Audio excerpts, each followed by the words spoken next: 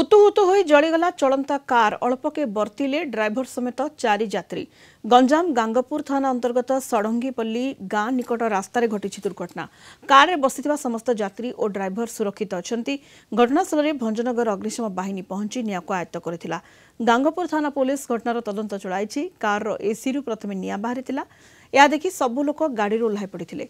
परे कारटी संपूर्ण जळी जायथिला। कारटी ब्रह्मपुर भंजनगर अभिमुखे जाउथला। बरहमपुर भंजनगर आसला